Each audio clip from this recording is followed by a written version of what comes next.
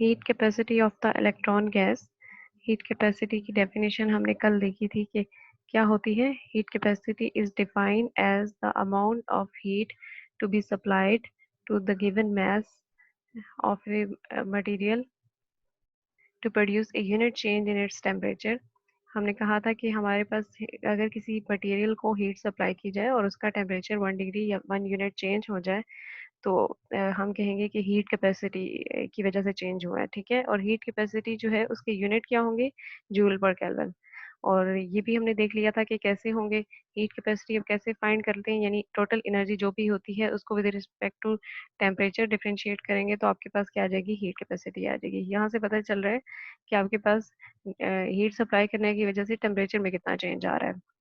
फिर हमने ये चीज़ देख ली थी कि हमारे पास जो क्लासिकल मॉडल था, क्लासिकल मॉडल में इलेक्ट्रॉन जो थे फ्री पार्टिकल कंसिडर किए गए और उसमें जो एनर्जी की वैल्यू फाइंड की गई थी वो आपके पास क्या थी, वो हमने देखी थी कि हमारे पास 3/2 RT थी और हीट कैपेसिटी की वैल्यू जो हमने फाइंड की वो 3/2 R थी।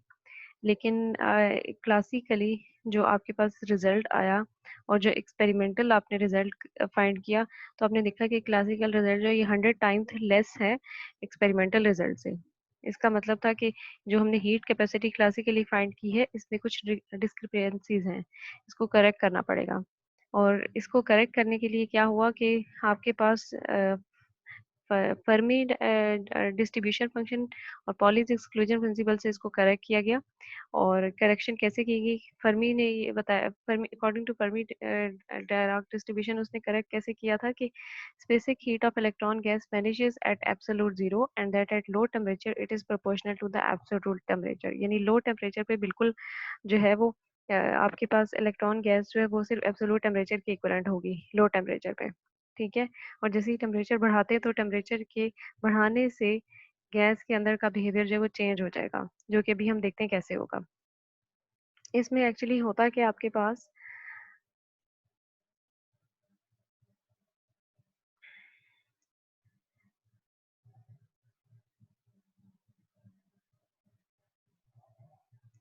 जब गैस आप टेम्परेचर बढ़ाते हैं ना इसका जो आपके पास है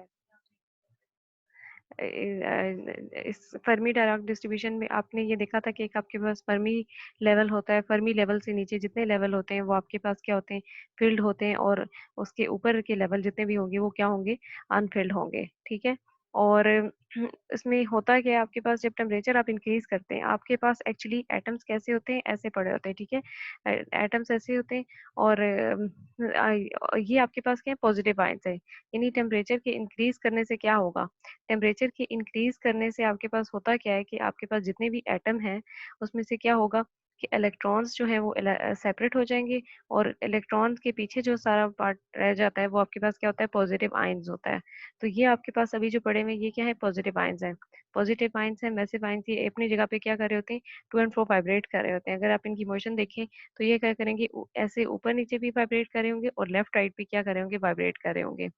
लेकिन जैसे ही आप क्या करते हैं कि और फ्री इलेक्ट्रॉन्स आपके पास क्या होंगे, यहाँ पे होंगे, फ्री इलेक्ट्रॉन्स ऐसे इसके अंदर मूव कर रहे होंगे। ठीक है, अब आपने क्या करना है, जब आप टेम्परेचर इंक्रीज करेंगे, टेम्परेचर इंक्रीज करने से इन्हीं की वाइब्रेशंस, इन आयंस की वाइब्रेशन क्या होती है, ज्यादा हो जाती है। यानी एम्पलीट्यूड जो होता है वो क्या होता है, ज्यादा हो जाता है। पहले अगर ये था तो अभी क्या हो जाएगा, उसका एम्पलीट्यूड ज्यादा हो जाएगा। एम्पलीट्यूड ज्यादा होने की वजह से क्या हो जाएगा, आपके पास जो है इनकी विग्रस मोशन हो जाएगी। ठीक है, इलेक्ट्रॉन्स में से बाउंड नहीं रहेंगे और वाइब्रेट करेंगे। और फिर आपके पास जो फर्मी लेवल होता है, फर्मी लेवल कैसे था आपके पास, फर्मी लेवल आप एक्चुअली आपके पास क्या था, ये था, आपने ये फर्मी लेवल लिया हुआ था और फर्मी लेवल से बिलो आपने कहा कि जितनी भी स्टेट्स होंगी वो क्या होंगी, फील्ड होंगी। यानी ये हम जितनी भी स्टेट्स कहते हैं ये क्या थी, हमारे पास फील्ड थी।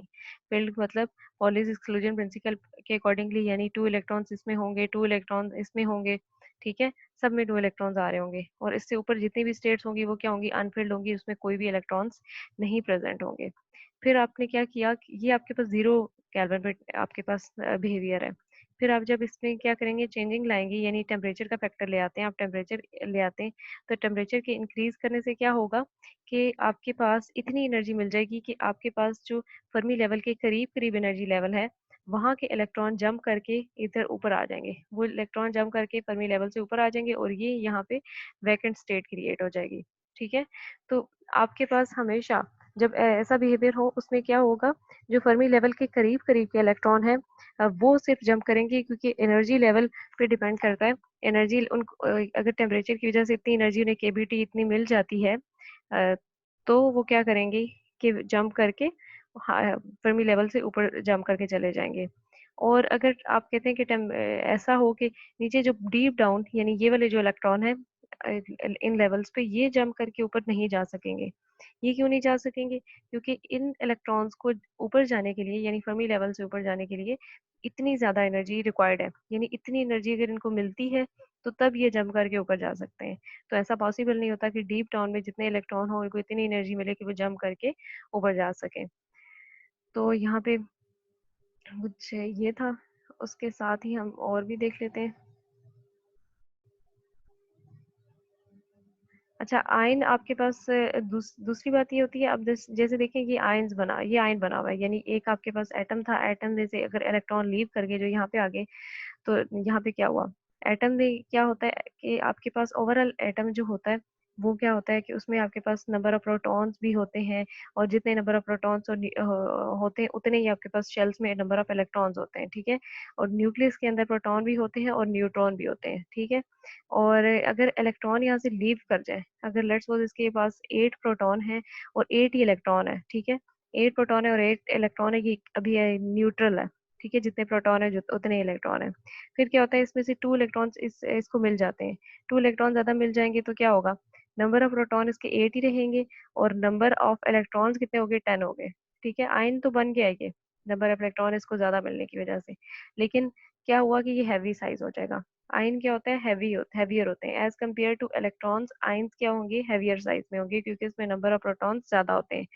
तो इसलिए आपके पास आयन्स हैवी साइज होने की वजह से क्या होगा हैवी साइज होने की वजह से ये होगा कि आपके पास जो है अभी हम ट्रेंड देखते हैं ये देखें अब आपके पास कुछ बिहेवियर ऐसा होगा जो आपने हीट कैपेसिटी की वैल्यू फाइंड की हुई थी वो आप देख रहे हैं कि आपके पास जो है यहाँ पे एक खास ट्रेंड है यहाँ पे जो है देखें ये रीजन आपके पास क्या है this is due to the ions vibration distribution and electron distribution is not dominated here और एक्सप्रेस्ड यानी यहाँ पे आपके पास क्या है आयंस डिस्ट्रीब्यूशन है आयंस की जो है वो मूवमेंट है उसकी वजह से आपके पास ये ट्रेंड बन रहा है हीट कैपेसिटी का ठीक है और उससे नीचे आप देख रहे हैं कि ये वाला रीजन बन रहा है आपके पास नीचे आपके पास ये रीजन बन रहे हैं यहाँ जहाँ पे आप देख रहे हैं कि हीट कैपेसिटी टेम्परेचर से डायरेक्टली रिलेटेड है टेम्परेचर से डायरेक्टली रिलेटेड है ठीक है ions being heavier than electron their vibration is not possible at lower temperature and CV is due to the electron अच्छा अब यहाँ पे आप देख रहे हैं कि आपके पास जो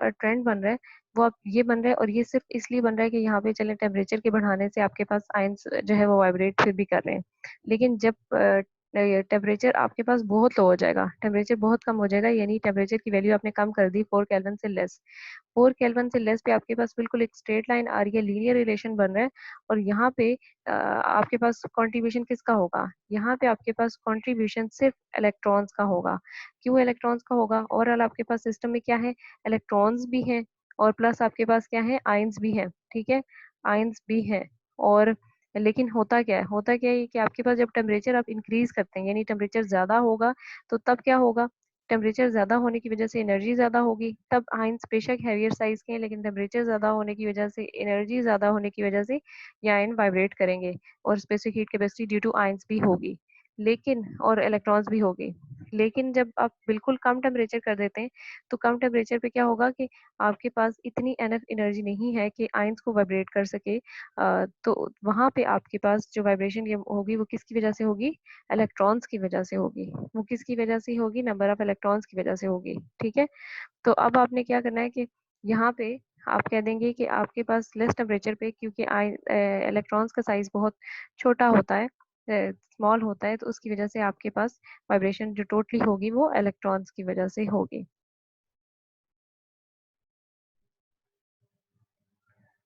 लो टेम्परेचर पे आप कह सकते हैं कि आपके पास जो है सिर्फ इलेक्ट्रॉन्स की वजह से हीट कैपेसिटी होगी कुछ यहाँ पे हम देख लेंगे कि हमारे पास ड्रॉबैक्स जो है क्लासिकल के क्या है कुछ हम देख लेते हैं कि हमारे पास ड्रॉबैक क्लासिकल थ्योरी के क्या है। Classical molar specific heat of solid at constant volume for all material is constant and is equal to 3R, where R is universal gas constant। ये तो आपको पता है कि आपके पास क्लासिकली मोलर स्पेसिफिक हीट जो सॉलिड की होती है वो कांस्टेंट होती है कांस्टेंट वॉल्यूम के लिए। और experiment shows that the specific heat of solid depend upon temperature. अभी हमने देख भी लिया कि टेम्परेचर पे डिपेंड कर रहा है स्पेसिफिक हीट। और रीजंस क्या है? Classical theory states that all free electrons absorb the supplied energy, but quantum theory states that only a few electron absorb the supplied energy. ये वही पॉइंट है। आपके पास ये एक ड्रॉबैक था क्लासिकल थ्योरी का, क्योंकि क्लासिकली क्या होता है, क्लासिकली आपको कहते हैं कि आपके पास जितने भी इलेक्ट्रॉन है ना, अगर सिस्टम के अंदर जितने भी इलेक्ट्रॉन है, जैसे हमने कहा कि वो सारे के सारे एनर्जी एब्जॉर्ब करेंगे और अपने लेवल से ऊपर चले जाएंगे, ठीक है। जबकि हमने फाइंड किया था क्वांटम मैकेनिकली हमने कहा था कि जो बिल्कुल फर्मी लेवल, अब जैसे ये फर्मी लेवल है, ठीक है, ये आपके पास क्या है, फर्मी लेवल है। फर्मी लेवल के करीब वाले जो इलेक्ट्रॉन होते हैं सिर्फ वो एनर्जी एब्जॉर्ब करेंगे, और एब्जॉर्ब करके क्या करेंगे, अनऑक्युपाइड स्टेट्स में चले जाएंगे। एनर्जी एब्जॉर्ब करने का मतलब है कि इनकी एनर्जी, क्योंकि आपको पता है यहाँ पे हर लेवल की एक स्पेसिफिक एनर्जी है। क्वांटम मैकेनिकली हम कहते हैं कि हर एक लेवल की जो है क्वांटाइज्ड है, यानी उसकी स्पेसिफिक एनर्जी है। और ये एनर्जी अब हायर लेवल पे एनर्जी का अगर आप ट्रेंड वन देखें तो आपके पास यूं जा रहा है ना, एनर्जी का इंक्रीजिंग ट्रेंड है। इसका मतलब है कि यहाँ पे आपके पास इस लेवल पे एनर्जी जाने के लिए क्या होगा, एनर्जी डिफरेंस चाहिए होगा। यानी एनर्जी, फर्मी एनर्जी से आपको इतनी एनर्जी हम दे दें कि फर्मी एनर्जी को यहाँ के इलेक्ट्रॉन जम करके ऊपर चले जाए, तो वो क्लोज वाले सिर्फ जाएंगे, सारे डीप डाउन जितने इलेक्ट्रॉन्स है वो नहीं जा पाएंगे। तो ये एक क्वांटाइज्ड कॉन्सेप्ट था, जबकि क्लासिकली इसको एक्सप्लेन नहीं किया गया। ये तो आपके पास वही आ गया। ये देखें यहाँ पे, हाँ, यहाँ पे हमने ये क्लियरली बता भी दिया कि आपके पास deep inside away from the EF, यानी फर्मी एनर्जी से डीप इनसाइड जितनी भी स्टेट्स हैं वो कम्प्लीटली फिल्ड हैं, और उनको हम, you can not cause any excitation for the states, और इन स्टेट में हम एक्साइटेशन नहीं कर पाएंगे। हम एक्साइटेशन सिर्फ फर्मी एनर्जी से जो करीब की स्टेट है, any state which are within the cavity of EF, only those are the one which absorb energy, जो टेम्परेचर के इंक्रीज करने से एनर्जी एब्जॉर्ब करेंगी and can change और अपनी पोजीशन चेंज कर सकती हैं। So because of excitation, only those particles are electrons which are near the Fermi energy participate in excitation। तो फर्मी एनर्जी के जो करीब करीब स्टेट होंगी सिर्फ वही एक्साइटेशन में क्या करेंगे, पार्टिसिपेट करेंगे।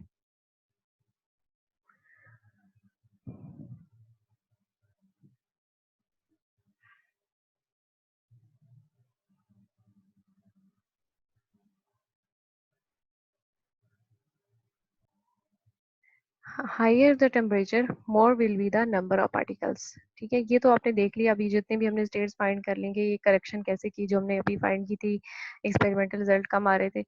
तो अभी देखें, higher the temperature more will be the number of particles then you can cause to excite. यानी अगर टेम्परेचर को आप बढ़ाएंगे तो नंबर ऑफ पार्टिकल्स ज़्यादा एक्साइट होंगे, as accessing more and more states which are deeper inside the EF to actually excite to the higher and higher states inside the system. यानी Fermi energy के करीब करीब जितनी स्टेट है, और में अगर आप ज़्यादा टेम्परेचर देते जाएंगे तो ज़्यादा नंबर ऑफ इलेक्ट्रॉन जो है वो एक्साइट होके फर्मी लेवल को क्रॉस करके जो अनफिल्ड स्टेट्स थी उनको ऑक्यूपाई करते जाएंगे। As by increasing the energy, you start accessing more and more the states below the Fermi level, which can be excited to above Fermi level। यानी Fermi level से जितनी below states थी, अगर ज़्यादा टेम्परेचर बढ़ाएंगे तो ज़्यादा इलेक्ट्रॉन यहाँ से जंप करके फर्मी लेवल से अबव जाते जाएंगे। So they absorb energy and they go to the higher energy states, and as they go to the higher energy states, the mean average energy of the system increase। अब आपके पास वो क्या करेंगे, अगर वो फर्मी लेवल से below जितने भी थे, यानी 0 केल्विन पे जो थे स्टेट्स फील्ड थी, वो अब एक्साइट होके टेम्परेचर के बढ़ाने से ऊपर जा रही हैं, तो इसकी वजह से आपके पास सिस्टम की मीन एनर्जी भी होगी, वो क्या हो जाएगी, इंक्रीज हो जाएगी। So the total increase in energy is D A. Total increase in energy क्या हो जाएगी, डी हो जाएगी। There is net increase in the energy at dt, or so a function of temperature, your specific heat will be increased। specific heat भी increase हो जाएगी, यानी temperature के बढ़ने से स्टेट्स भी क्या हुई, ज़्यादा से ज़्यादा इलेक्ट्रॉन्स फर्मी लेवल से बिलो थे, उन्होंने जंप करके फर्मी लेवल के अबव के, सिस्टम का टेम्परेचर भी बढ़ा, सिस्टम की एनर्जी भी बढ़ी, और सिस्टम की स्पेसिफिक हीट भी बढ़ेगी, इंक्रीज कर जाएगी। और यहाँ पे देखें, if n is the total number of electrons, only a fraction of order of kBt by EF can be excited thermally at temperature T। अच्छा, अब आपके पास क्या, हम कहते हैं कि n क्या है आपके पास, किसी भी सिस्टम के अंदर टोटल कितने नंबर ऑफ इलेक्ट्रॉन है, ये n है, ठीक है। EF आपके पास फर्मी एनर्जी है। KBT वो टेम्परेचर है जहाँ पे इलेक्ट्रॉन एक्साइट होके, यानी 0 केल्विन से ऊपर का टेम्परेचर है, एक्साइट होके इलेक्ट्रॉन क्या कर रहे हैं, जंप कर रहे हैं, ठीक है। तो आपके पास n प्राइम क्या होगा, n प्राइम भी आपके पास वो नंबर ऑफ इलेक्ट्रॉन्स हैं जो एक्चुअली एक्साइट किए हैं। कौन से इलेक्ट्रॉन, जैसे अभी मैंने आपको बताया था कि फर्मी लेवल अगर मैं बना देती हूँ और फर्मी लेवल से बिलो जो है वो ये है, ठीक है। अब जैसे ये let's suppose in two states के इलेक्ट्रॉन एक्साइट करके ये ऊपर चले गए, ठीक है। तो ये जो नंबर ऑफ इलेक्ट्रॉन्स हैं इसको हम n प्राइम से रिप्रेजेंट करेंगे, और इसका रेशियो क्या बन जाएगा, n प्राइम बाई n, यानी कितने एक्साइट हुए इलेक्ट्रॉन हुए और टोटल नंबर ऑफ इलेक्ट्रॉन्स। और इसी तरह KBT बाई EF, यानी उस टेम्परेचर पे EF यानी फर्मी टेम्परेचर से कितने ज्यादा टेम्परेचर पे ये एक्चुअली एक्साइट हुए, तो उसका एक ये रिलेशन बन जाएगा रेशियो की फॉर्म में। यहाँ पे इसको अगर थोड़ा रीअरेंज कर लें तो हमारे पास n प्राइम किसके इक्वल आ जाएगा, n KBT बाई EF के इक्वल आ जाएगा, ठीक है। और यहाँ से आप इसको जो है वो थोड़ा और एडजस्ट कर लें, जैसे EF है, EF किसके इक्वल होता है, KBT TF के इक्वल होता है। तो हमने EF की जगह KBTF लिख लिया, बाकी n KBT वैसा का वैसा आ गया। तो ये n प्राइम की वैल्यू आ जाएगी आपके पास। अब n प्राइम ये हो गया आपके पास, यहाँ पे KB और KB है, ये आपस में एक दूसरे के साथ कैंसिल हो जाएंगे, पीछे आपके पास NT बाई TF बच जाएगा, ठीक है। यहाँ पे n प्राइम के आपके पास n prime is the total number of excited electrons. n prime आपके पास क्या है, टोटल कितने नंबर ऑफ एक्साइटेड इलेक्ट्रॉन्स है। Each of these n prime electrons has a thermal energy of order 3/2 kBt, और हर एक n प्राइम में electron की एनर्जी क्या होगी, 3/2 kBt, जो हमने बिल्कुल स्टार्ट पे पढ़ी थी। सो द टोटल एनर्जी जो हमारे पास क्या बन जाएगी, जो हमने फाइंड की थी वो हमारे पास थी U equals to 3/2 n prime KBT थी, ठीक है। अब इसमें 3/2 n प्राइम क्या हो जाएगा, n प्राइम की जगह हम लिखेंगे NT/TF आ जाएगा, ठीक है। और यहाँ पे 3/2 ऐसे कैसे टर्म, और 3/2 KBT। अब ये n प्राइम यहाँ से ये वाली वैल्यू हमने पुट कर दी है, ठीक है। अब यहाँ पे देखिए 3/2 आप स्टार्ट पे ले आए, n यहाँ पे आ गया, KB यहाँ पे आ गया, यहाँ पे T स्क्वायर आ गया, और ये क्या हो जाएगा, TF आ जाएगा, ठीक है। और इस कैपिटल N को हम स्मॉल n Na के साथ भी लिख सकते हैं, ठीक है। और ये हमारे पास बन जाएगा, फिर यहाँ पे वैल्यू आ जाएगी 3/2 n Na KB T square by TF आ जाएगा। और NaKB जो होता है वो आपके पास R के इक्वल होता है, गैस कांस्टेंट के इक्वल होता है, तो यहाँ पे इसकी जगह हम R लिख देंगे। तो हमारे पास U क्या बन जाएगा, एनर्जी की value 3/2 small n R T square by TF बन गया, ठीक हो गया। और अगर n की वैल्यू हम 1 लिखें, तो n की वैल्यू नंबर ऑफ मोल्स 1 लिखेंगे, तो हमारे पास 3/2 R T square by TF बन जाएगा। ये हमारे पास एनर्जी की वैल्यू आई है। अब एनर्जी की वैल्यू अगर हमें पता हो तो हमें हमें पता है कि अगर हम एनर्जी की वैल्यू पता हो तो हम उसका डिफरेंशियल ले सकते हैं विद रिस्पेक्ट टू टेम्परेचर, और उससे हमें मिल जाएगी स्पेसिफिक हीट। उससे क्या मिल जाएगी, हमें स्पेसिफिक हीट मिल जाएगी, ठीक है। तो अब हमने यही किया, स्पेसिफिक हीट फाइंड की, कली U बाई कली T, और यहाँ पे देखें जो U की वैल्यू हमने यहाँ पे पुट कर ली, तो U की वैल्यू पुट करेंगे तो क्या आएगा, 3/2 R TF, ये कांस्टेंट टर्म्स थी, कली बाई कली T, और यहाँ पे T स्क्वायर हमने डिफरेंशियल के अंदर लिख लिया, और जब हमने इसको डिफ्रेंशिएट किया तो उसकी वैल्यू क्या आ गई, 2T आ गई, ठीक है। तो यहाँ से आपके पास 2 कैंसिल हो जाएगा, पीछे बचेगा 3R T/TF। देखें 3R T/TF, ये आपके स्पेसिफिक हीट की वैल्यू आई, अप्रॉक्सीमेट वैल्यू आ गई।